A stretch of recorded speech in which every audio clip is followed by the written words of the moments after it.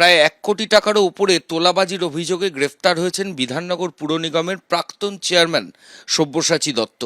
যে ব্যবসায়ীর অভিযোগে তিনি গ্রেফতার হয়েছেন তার সঙ্গে আমরা কথা বলে নেব। আপনার কাছে প্রথম প্রশ্ন, যে সব্যসাচী দত্ত আপনাদের থেকে কিভাবে টাকাটা? সব্যসাচী দত্ত 2018 সালে আমার কাছ থেকে তার টাকাটা নেওয়ার অর্থ হচ্ছে জুলুমবাজি করে, তোলাবাজি করে। তাকে দিতে হবে। সে মুখ্যমন্ত্রী, তখন মুখ্যমন্ত্রী মমতা বন্দ্যোপাধ্যায় তাকে কিছু করতে পারবে না, বা কিছু করতে পারবে না। গুন্ডা, দাদাগিরি, মস্তানি, নানান রকম মেশিন সব কিছু করে, সমস্ত মস্তানি ব্যবহার করে সে আমার ওপর টর্চার করে। সেই সময় আমি বিধাননগর থানায় কমপ্লেন করি, কিন্তু পুলিশ কোনো রকম সহযোগিতা করেনি, বা কেউ করেনি। কিন্তু এখন আমাকে পুলিশ যথেষ্ট সহযোগিতা। টাকাটা চাইলো? সব্যসাচী দত্ত তার কাজে লাগবে, তার কাজে লাগবে। সে তো আমার কাছে না, এরকম অনেক লোকের টাকা চেয়েছে। আজকাল দেখবেন বুড়ি বুড়ি কমপ্লেন হবে তার নামে। তখন মেয়র ছিল এখানে। তখন উনি মেয়র ছিলেন না। মেয়র বলে তো কথা, উনি বলছে কেউ করতে পারবে না পশ্চিমবঙ্গের কোনো কিছু, তার যা ক্ষমতা আছে। তাকে নাকি মুখ্যমন্ত্রী করতে পারবে না, তাকে কেউ কিছু করতে পারবে না, সে এত পাওয়ারফুল। সেটা তোলাবাজ।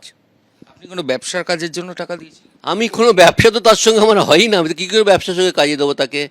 এখানে সল্টলেকে একটা বাড়ি করতে গেলে তাকে পয়সা দিতে হয়, তার টিমকে পয়সা দিতে হয়, বাড়ি ভাঙতে গেলে পয়সা দিতে হয়, বাড়ি কিনতে গেলে পয়সা দিতে হয়, বাড়ি বানাতে গেলে পয়সা দিতে হয়, সব সব্যসাচী দত্ত। টোটাল কত টাকা আপনার থেকে এক্সটর্শন করেছে? 1,02,50,00,000 টাকার মতো। একবারে নিয়ে? না, প্রথমে 2.5 লাখ টাকা, তারপরে 1 কোটি টাকা। ট্রানজ্যাকশনটা কোথায় হয়েছে?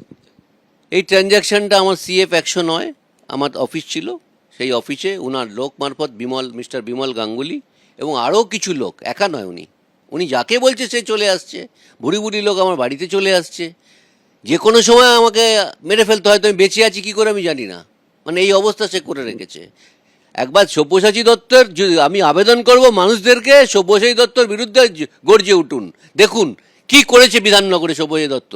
তার একটা ওয়ার্ড অফিস দেখুন, 5 স্টার হোটেলকে হার মানায়। সে এইরকমভাবে চলে কি করে? তার কত রোজগার? সব তোলা, সব তোলা। টাকাটা কেন দিয়েছিলেন, কি কারণ? টাকাটা দিতে হবে।